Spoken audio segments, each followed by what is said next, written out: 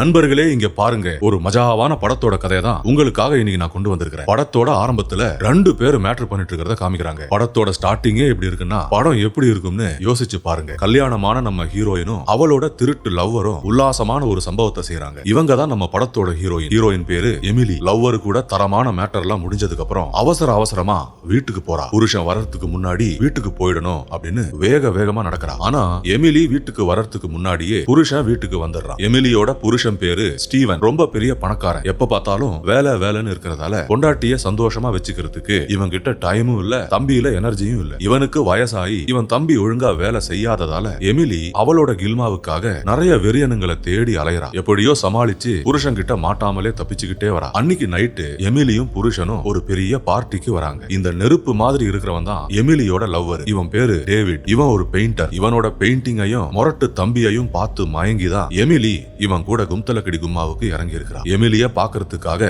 இந்த பார்ட்டிக்கு டேவிடும் வந்திருக்கான். மத்தியானம் தான் நல்லா வச்சு பதம் பார்த்து என்ஜாய் பண்ணான். கண்ணா பின்னான்னு ஷாட் போட்டு என்ஜாய் பண்ணான். அப்படியெல்லாம் போட்டது பத்தலன்னு திரும்பவும் போட்டு என்ஜாய் பண்றதுக்காக எமிலிய பாக்குறதுக்காக வந்திருக்கான். எமிலியோட புருஷன் இல்லாத நேரமா பார்த்து எமிலி கிட்ட வந்து பேசுறான். எனக்கு இப்பவே செய்யணும் போல இருக்கு, என்னால முடியல, எவ்வளவு போட்டாலும் பசி அடங்கவே மாட்டுது, பாத்ரூம் பக்கத்துல தான் இருக்கு, அங்க போய் செய்யலாம் அப்படின்னு டேவிட் சொல்ல எமிலி சொல்றா, டேய் லூசாடா, நீ இங்க வச்சு பண்றது ரொம்ப ரிஸ்க்டா, என் புருஷன் வேற இங்கதான் இருக்கிறான், எப்படா பண்றது அப்படின்னு எமிலி பயங்கரமா பயப்படுறா. ஆனா டேவிட் விடுற மாதிரியே இல்ல. நீ எதுவும் பயப்படாத, உன் புருஷனுக்கு தெரியாம எந்த சத்தமும் வராம மெதுவா பண்ணலாம் அப்படின்னு பேசிக்கிட்டே இவங்க பாத்ரூமுக்கு போகும்போது அங்க எமிலியோட புருஷன் கரெக்டா வந்துடுறான். பொண்டாட்டி முன்ன பின்ன தெரியாத ஒருத்தன் கூட க்ளோஸா நின்னு பேசுறத பார்த்து ஸ்டீவன் அப்படியே மிரண்டு போறான். ஆனா அவனோட கோபத்தை முகத்துல காமிக்காம நல்லா நடிக்கிறான். புருஷனுக்கு சந்தேகம் வராம இருக்கிறதுக்காக எமிலி பேச ஆரம்பிக்கிறான். இவரோட பேரு டேவிட். இவரை நான் இங்கதான் சந்திச்சேன். இவர் ஒரு பெரிய பெயிண்டர். இவரோட பெயிண்டிங் எல்லாம் செவுத்துல மாட்டி வச்சிருக்காங்க. அதெல்லாம் பார்த்து எனக்கு ரொம்ப பிடிச்சு போயிடுச்சு. அதுதான் சும்மா அப்படி பேசணும். இவரோட பெயிண்டிங் எல்லாம் வாங்கி நம்ம வீட்டுல வைக்கலாம், ரொம்ப சூப்பரா இருக்கு அப்படின்னு எமிலி சொல்றா. ஸ்டீவன் டேவிட் கிட்ட பேசுறான். நான் ஒரு நாளைக்கு உன் வீட்டுல வந்து உன்னை பாக்குறேன். உன் பெயிண்டிங் எல்லாம் எனக்கும் பிடிச்சிருந்தா கண்டிப்பா உன் பெயிண்டிங்க நான் வாங்குறேன் அப்படின்னு பேசிட்டு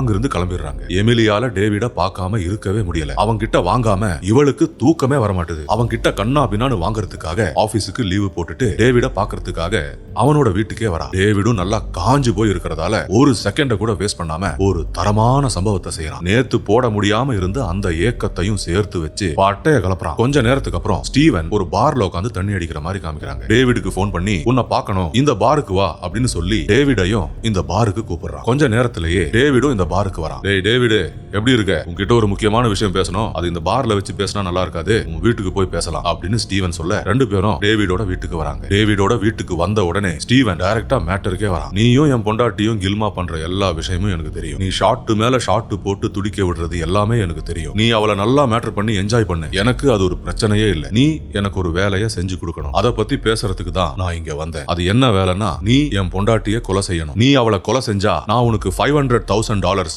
காசு தரேன் அப்படின்னு ஸ்டீவன் சொல்ல டேவிட் முடியாதுன்னு சொல்றான். நீ நான் சொல்ற மாதிரி கேட்டு அவளை கொலை செய்யலனா நீ போலீஸ் கிட்ட மாட்டிப்ப அப்படின்னு ஸ்டீவன் டேவிட மிரட்டுறான். அது எப்படி மிரட்டுறான்னா, இந்த டேவிட் அவன் சொல்ற மாதிரி அவன் ஒரு பெயிண்டர்லாம் கிடையாது. இவன் ஒரு சீட்டிங் கிரிமினல். பணக்கார பொம்பளைங்களா பார்த்து கண்டுபிடிச்சு அவங்க கூட நல்லா கில்மா பண்ணி அவங்க பணத்தை ஆட்டைய போடுறதுதான் டேவிடோட வேலை. இந்த மாதிரி பணக்கார பொம்பளைங்களை ஏமாத்தி காசு திருடுற கேஸ்ல டேவிட் நிறைய தடவை ஜெயிலுக்கு போயிட்டு வந்திருக்கான். அது மாதிரி டேவிட் பிறந்ததுல இருந்து இது வரைக்கும் உள்ள எல்லா டீடைல்ஸும் ஸ்டீவனுக்கு ஒண்ணு விடாம எல்லாமே தெரியும். ஸ்டீவன் கிட்ட நிறைய காசும் ரொம்ப பவர்ஃபுல்லான ஃப்ரெண்ட்ஸும் இருக்கிறதால டேவிட பத்தின எல்லா டீடைல்ஸையும் ஒண்ணு விடாம கலெக்ட் பண்ணி வச்சிருக்கான். 2 மாசத்துக்கு முன்னாடி ஒரு பணக்கார பொம்பளைய ஏமாத்தின கேஸ்ல டேவிட இன்னும் போலீஸ் தேடிட்டே இருக்காங்க. ஸ்டீவன் சொல்ற மாதிரி கேட்கலனா இப்பவே போலீஸுக்கு போன் பண்ணுவேன், அவங்க உன்னை அரெஸ்ட் பண்ணி திரும்பவும் ஜெயில போட்டுருவாங்க அப்படின்னு டேவிட ஸ்டீவன் பிளாக்மெயில் பண்றான். அதனால வேற வழி இல்லாம டேவிடும் சரின்னு ஒத்துக்கிறான். எமிலிய கொலை செய்யறதுக்காக சரின்னு ஒத்துக்கிறான். சும்மாவா பண்ண போறோம், $500,000 காசு வேற தரேன்னு சொல்லிருக்காங்களே, காசுக்காக பண்ணலாம் அப்படின்னு ஒத்துக்கிறான். எமிலியும் வழக்கமா வாங்குற மாதிரி டேவிட் கிட்ட நல்லா ஷாட் வாங்கிட்டு ராத்திரி லேட்டா வீட்டுக்கு வரா. அவளை பார்த்ததும் ஸ்டீவன் கேக்குறான், ஆபீஸ்ல ரொம்ப வேலையா, நல்லா என்ஜாய் பண்ணியா, வாழ்க்கை ரொம்ப சின்னது, அது முடியறதுக்குள்ள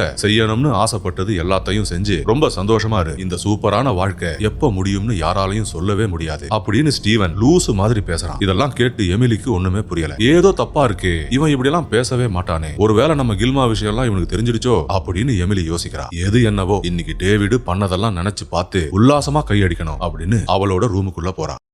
அதுக்கப்புறம் ஸ்டீவனை பாக்குறதுக்காக டேவிட் அவனோட வீட்டுக்கு வரான். அதாவது ஸ்டீவனோட வீட்டுக்கு வரான். எமிலியை எப்படி கொலை பண்றது அப்படின்ற திட்டத்தை இவங்க போடுறாங்க. வீட்டுக்குள்ள எப்படி நுழையிறது, சாவியை எங்கிருந்து எடுக்கிறது, அது மாதிரி இன்னும் நிறைய டீடைல்ஸ ஸ்டீவன் டேவிடுக்கு சொல்லி கொடுக்குறான். நாளைக்கு சாயந்தரம் எமிலி அவளோட ஆபீஸ்ல இருந்து வீட்டுக்கு வந்துருவா. அவ வந்து ஒரு 10 நிமிஷத்துக்கு அப்புறம் நான் வழக்கமா போற மாதிரி கிளப்புக்கு சீட்டு விளையாட போயிடுவேன். என்னோட காரு போகிறதுக்காக கேட்டு திறக்கும் போது அந்த சைக்கிள் கேப்ல நீ உள்ள வந்துரு. நான் போன உடனே அவ குளிக்க ஆரம்பிப்பா. அதுதான் உனக்கு சரியான சான்ஸ். அந்த டைம்ல அவ கதையை முடிச்சிடு. எங்க பெட்ரூம்ல இருக்கிற பீரோவை திறந்து நகை பணம் எல்லாமே எடுத்துட்டு போ. இது பாக்குறதுக்கு திருடன் உள்ள வந்து கொள்ளையடிச்ச மாதிரி இருக்கணும். பணத்தை திருடுறதுக்காக கொலை நடந்தது மாதிரி இருக்கணும் அப்படின்னு ஸ்டீவன் சொல்றான். அப்படி கொலை பண்றதுக்கு தேவையான எல்லா பிளானையும் விளக்கிட்டு டேவிடுக்கு அட்வான்ஸையும் கொடுக்கறான். நாளைக்கு தான் நீ அவளை கொலை செய்யணும். நாளைக்கு ஷார்ப்பா 7 மணிக்கு என் வீட்டு முன்னாடி வந்து ஒளிஞ்சு நில்லு அப்படின்னு ஸ்டீவன் சொல்ல சரின்னு தலையாட்டிக்கிட்டு டேவிடும் காசை வாங்கிட்டு அங்கிருந்து கிளம்புறான். மறுநாள் இவங்க பிளான் பண்ண மாதிரியே எமிலி வேலையெல்லாம் முடிச்சிட்டு சாயந்தரமா வீட்டுக்கு வரா. என் ஃப்ரெண்ட்ஸ் எனக்காக வெயிட் பண்றாங்க, நான் போய் சீட்டு விளையாடிட்டு சீக்கிரம் வீட்டுக்கு வந்துடுறேன் அப்படின்னு சொல்லி ஸ்டீவன் அங்கிருந்து கிளம்புறான். பொண்டாட்டிக்கு கடைசியா உம்மாலாம் கொடுத்துட்டு குட் பை எல்லாம் சொல்லிட்டு வீட்டை விட்டு கிளம்புறான். என்னடா இவன் என்னைக்கும் இல்லாத மாதிரி உம்மாலாம் கொடுத்துட்டு கிளம்புறான் அப்படின்னு எமிலிக்கும் ஒரே கன்ஃபியூஷனா இருக்கு. ஸ்டீவனோட காரு போகிறதுக்காக கேட்டு திறந்த உடனே அந்த சைக்கிள் கேப்ல டேவிட் வீட்டுக்குள்ள வரான். யாருக்கும் எந்த சந்தேகமும் வராத மாதிரி ஸ்டீவனும் அவன் ஃப்ரெண்ட்ஸ் கூட உட்கார்ந்து சீட்டு விளையாடுறான். எமிலி பாத் டப்ல குளிச்சிட்டு இருக்கும் போது யாரோ போன் பண்ற சவுண்ட் இவளுக்கு கேக்குது. ஹால்ல போன் ரிங் ஆகிற சவுண்ட் இவளுக்கு கேக்குது. யாரா அது இந்த நேரத்துல அப்படின்னு பாத்ரூம்ல இருந்து வெளியே வந்து ஹாலுக்கு நடந்து போய் அந்த போனை எடுக்கிறதுக்காக போறான். போனை எடுத்து ஹலோ சொல்லும் போது டேவிட் பின்னாடி பக்கமா இருந்து தாக்குறான். எமிலிய அப்படியே வளைச்சு பிடிச்சு டேபிள்ல தூக்கி படுக்க வச்சு கழுத்தை பிடிச்சு நெரிக்கிறான். உயிர் போற பயத்துல எமிலியும் பக்கத்துல இருந்த கத்தி எடுத்து டேவிடோட கழுத்திலே சொருகிறான். நல்லா ஆழமா குத்தி இறக்குனதால டேவிட் அப்படியே ஸ்பாட்லயே செத்து போயிடுறான். இந்நேரத்துக்கு பொண்டாட்டி கதை முடிஞ்சிருக்கும் அப்படின்னு ஸ்டீவனும் சந்தோஷமா கிளப்பை விட்டு வெளியே வரான். பொண்டாட்டியோட பணத்தை பாக்குறதுக்காக வேக வேகமா வீட்டுக்கு வரான். பெட்ரூம்ல இருந்து பொண்டாட்டியோட அழுகுற சத்தம் கேக்குது. என்னடா இது,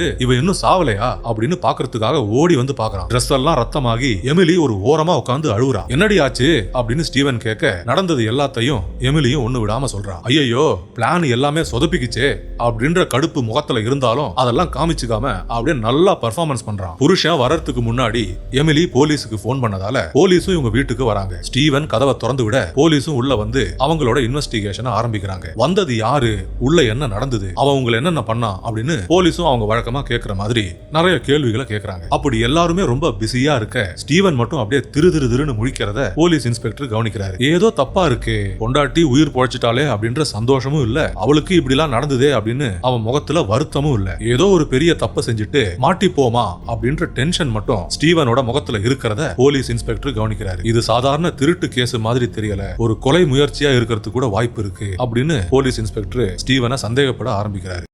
அதுக்கப்புறம் போலீஸ் டேவிடோட முகமூடிய கழட்டுறாங்க. அப்பதான் தெரியுது வந்த கொலைகாரன் டேவிடே கிடையாது. டேவிடுக்கு பதிலா வேற யாரோ தான் எமிலிய சாவடிக்கிறதுக்காக வந்திருக்காங்க. இவன் யாரு, ஏன் இப்படி நடந்தது அப்படின்னு ஸ்டீவனுக்கு ஒண்ணுமே புரியல. இந்த போலீஸ்காரங்களுக்கு எமிலியோட புருஷன் ஸ்டீவன் மேலதான் சந்தேகமா இருக்கு. ஏதோ இந்த வீட்டுல தப்பா இருக்கு அப்படின்னு இவங்க ஃபீல் பண்றாங்க. வீட்டுக்கு வெளியே நின்னுக்கிட்டு டேவிடும் எல்லாத்தையும் பாக்குறான். கொலை பண்றதுக்கு டேவிட் ஏன் வரல அப்படின்னு படத்துல அப்புறம் தான் நமக்கு காமிப்பாங்க. அவங்க வீட்டுல தங்கறதுக்கு பயமா இருக்கிறதால எமிலி அவங்க அம்மா வீட்டுக்கு வரா. அப்பதான் எமிலி எவ்வளவு பெரிய ஒரு பணக்கார குடும்பத்தை சேர்ந்தவ அப்படின்னு நமக்கே தெரியுது. எமிலியோட வீடு அரண்மனை மாதிரி இருக்கு. அந்த நாட்டிலேயே டாப் 10 பணக்காரங்க லிஸ்ட்ல இவங்க குடும்பமும் இருக்கு. எமிலியோட சொத்தையும் பணத்தையும் ஆட்டைய போடுறதுக்கு தான் எமிலியோட புருஷன் ஸ்டீவன் அவளை கொலை செய்ய ட்ரை பண்றான். எமிலி செத்து போயிட்டா அவ பேர்ல இருக்கிற எல்லா சொத்தும் ஸ்டீவனுக்கு கிடைச்சிடும். அதுதான் அவனோட பிளான். அதுக்காக தான் டேவிட யூஸ் பண்ணான். கொஞ்ச நேரத்துக்கு அப்புறம் ஸ்டீவன் டேவிடுக்கு போன் பண்றான். ஏன்டா இப்படி சொதப்புன, உன்னதான கொலை செய்ய வர சொன்ன, வேற ஒருத்தன் எப்படி வீட்டுக்குள்ள வந்தான், என்னடா நடந்தது அப்படின்னு ஸ்டீவன் கேட்க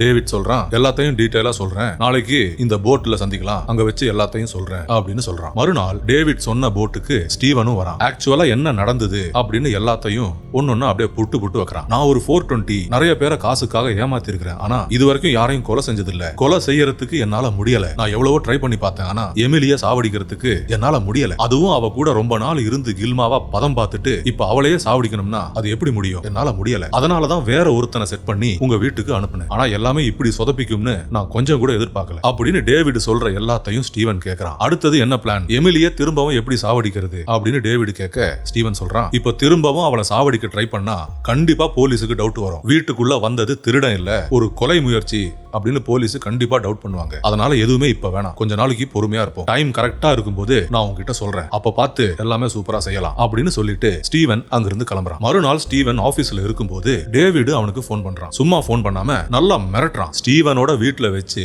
கொலையை எப்படி பண்றது அப்படின்னு இவங்க ரெண்டு பேரும் பிளான் பண்ணதை ஒண்ணு விடாம இவன் அப்படியே வாய்ஸ் ரெக்கார்டு பண்ணி வச்சிருக்கான். அந்த வாய்ஸ் ரெக்கார்டை அப்படியே போன்லயே பிளே பண்ணி கேட்க வச்சு ஸ்டீவனை நல்லா பிளாக்மெயில் பண்றான். அரை மணி நேரத்துல நான் சொல்ற இடத்துக்கு வா, இல்லனா இந்த வாய்ஸ் ரெக்கார்டிங்க உன் பொண்டாட்டிக்கும் அனுப்பி வச்சிருவேன், போலீஸுக்கும் அனுப்பி வச்சிருவேன் அப்படின்னு டேவிட் ஸ்டீவனை பயங்கரமா பிளாக்மெயில் பண்றான். வசமா மாட்டிக்கிட்டோம். வேற வழி இல்லாம ஸ்டீவனும் டேவிட பார்க்க போறான். அவன் சொன்ன இடத்துக்கு வந்து டேவிட சந்திக்கிறான். ஸ்டீவனும் ஒரு பக்கா கிரிமினல்ன்றதால எடுத்ததும் உனக்கு என்ன வேணும் அப்படின்னு கேக்குறான். இந்த வாய்ஸ் ரெக்கார்டிங்க நான் யாருக்கிட்டையும் கொடுக்காம இருக்கணும்னா எனக்கு $1 மில்லியன் வேணும், அதுவும் இன்னைக்கு சாயந்தரத்துக்குள்ள வேணும் அப்படின்னு டேவிட் பயங்கரமா மிரட்டுறான். என்ன பண்றதுன்னு தெரியாம ஸ்டீவனும் அப்படியே பேந்த முழிக்கிறான். பொண்டாட்டியே கொலை செஞ்சா கொடுக்கறேன்னு சொன்ன அமௌண்ட்டை விட டபுள் அமௌண்ட்டை கேக்குறான். என்ன தடவாம இப்படி ஆப்படிப்பான்னு ஸ்டீவன் கனவுல கூட நினைச்சு பார்க்கல. $1 மில்லியன் கேஷா அரேஞ்ச் பண்றதுக்கு ரொம்ப டைம் எடுக்கும், எனக்கு கொஞ்சம் டைம் கொடு அப்படின்னு கெஞ்சி பார்க்கறான். ஆனா டேவிட் அதெல்லாம் கேட்கிற மாதிரியே இல்ல. இன்னைக்கு சாயந்தரத்துக்குள்ள எனக்கு $1 மில்லியன் கிடைச்சே ஆகணும் அப்படின்னு ஒத்த கால்ல நிக்கிறான். ஸ்டீவனுக்கு வேற ஆப்ஷனே இல்ல. சரி இன்னைக்கு சாயந்தரத்துக்குள்ள நீ கேட்ட மாதிரி $1 மில்லியன் எப்படியாவது அரேஞ்ச் பண்றேன். ஆனா இந்த $1 மில்லியன் எத்தனை நாளைக்கு என்ன காப்பாத்தும், நீ திரும்பவும் காசு கேட்ப அப்படின்னு எனக்கு நல்லா தெரியும். இது ஒன் டைம் செட்டில்மெண்ட் இல்லன்னு உனக்கும் எனக்கும் நல்லா தெரியும். அதனால சொல்லு, இந்த $1 மில்லியன் போலீஸ் கிட்ட இருந்து என்ன எத்தனை நாளைக்கு காப்பாத்தும் அப்படின்னு ஸ்டீவன் கேட்க டேவிட் ஒண்ணுமே சொல்லாம அப்படியே நக்கலா சிரிச்சிட்டு அங்கிருந்து போறான்.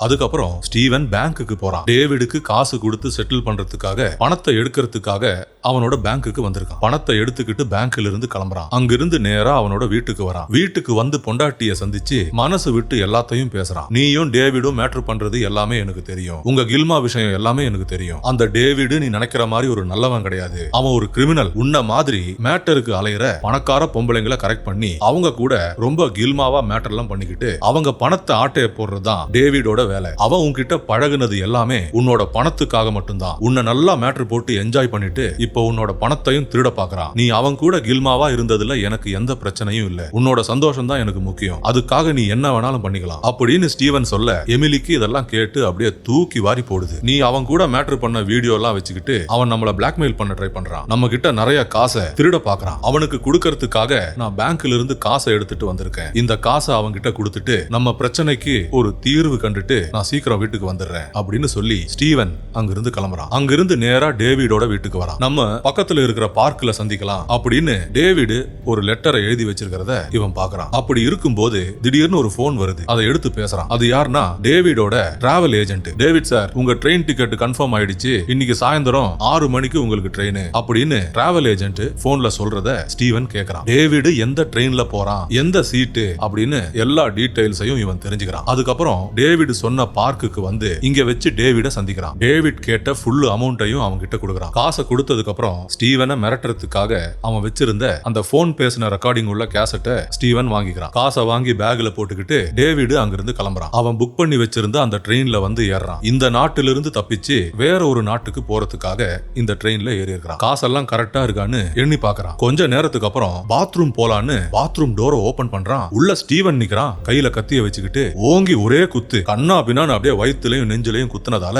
டேவிட் அப்படியே ஸ்பாட்லயே அவுட் ஆயிடுறான். டேவிடோட பாக்கெட்ல இருந்து ஒரு கொரியர் கம்பெனியோட ரெசிப்ட பாக்குறான். இது என்ன ரெசிப்ட்னா ஸ்டீவன் பேசின ரெக்கார்டிங் உள்ள அந்த கேசட்டை டேவிட் எமிலிக்கு கொரியர் பண்ணி வச்சிருக்கான். எமிலியோட உயிரை காப்பாத்துறதுக்காக ஸ்டீவன் உண்மையாலேயே யாரு அப்படின்னு தெரிவிக்கிறதுக்காக அந்த கேசட்டை எமிலிக்கு கொரியர் பண்ணி வச்சிருக்கான். அந்த கொரியரோட ரெசிப்ட் தான் இது. அந்த கொரியர் பொண்டாட்டி கையில கிடைச்சிச்சுன்னா எல்லா உண்மைகளும் அவளுக்கு தெரிஞ்சு போயிடும் அப்படின்னு ஸ்டீவன் பயங்கரமா பயப்படுறான். அவ கைக்கு அந்த பார்சல் கிடைக்கிறதுக்கு முன்னாடி நம்ம அதை எடுத்துடணும் அப்படின்னு இங்கிருந்து வேகமா கிளம்புறான். வீட்டுக்கு வந்து பாக்குறான். அந்த பார்சல் அப்படியே டேபிள் மேலேயே இருக்கு. அதுக்குள்ள அந்த கேசட்டும் இருக்கு. பொண்டாட்டி பாக்குறதுக்கு முன்னாடி இதை ஒளிச்சு வைக்கணும் அப்படின்னு சொல்லிட்டு அவனோட ரூம்ல இருக்கிற சேஃப் பாக்ஸ்ல இந்த கேசட்டை கொண்டு போய் வச்சு லாக் பண்றான். அவன் அப்படி லாக் பண்ணி முடிக்கும் போது இவனோட ரூமுக்கு எமிலி வரா. புருஷன் என்ன அதுல அவசரமா ஒளிச்சு வைக்கிறான் அப்படின்னு எமிலிக்கும் ஒரே சந்தேகமா இருக்கு. ஆனா எந்த ஒரு சந்தேகத்தையும் முகத்துல காமிச்சுக்காம அவளும் அப்படியே நார்மலா நடிக்கிறான். நம்ம வெளியே சாப்பிட்டு ரொம்ப நாள் ஆச்சு, இன்னைக்கு டின்னரை நம்ம வெளியே சாப்பிடலாம், நான் போய் சீக்கிரம் குளிச்சுட்டு வரேன் அப்படின்னு சொல்லிட்டு ஸ்டீவன் குளிக்கிறதுக்காக பாத்ரூமுக்கு போறான். அந்த சேஃப் பாக்ஸ்ல அப்படி என்ன இவன் ஒளிச்சு வைக்கிறான்